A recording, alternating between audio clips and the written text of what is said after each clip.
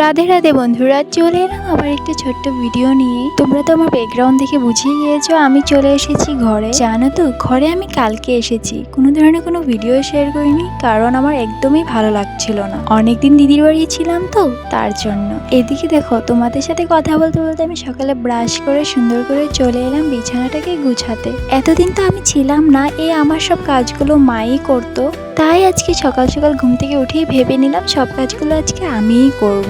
হ্যাঁ, তোমরা বলো তো, আমার ডেলি ঘরের ভিডিওগুলো তোমাদের ভালো লাগে না আমি যে দিদির ঘরে থেকে কয়েকটা ভিডিও পোস্ট করেছিলাম সেগুলো? কমেন্টে জানিও।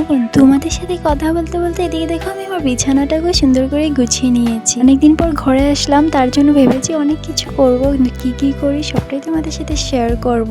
আমি ঘরে থাকলে মার অনেকটা হেল্প হয়, কারণ এই কাজগুলো মার একেবারেই করতে হয় না। এই ভিডিওটাতে বেশি কিছু শেয়ার করতে পারিনি, অন্য একটা ভিডিওতে সবকিছু শেয়ার করব। এখনের জন্য ভিডিওটা এতটুকুই বন্ধুরা।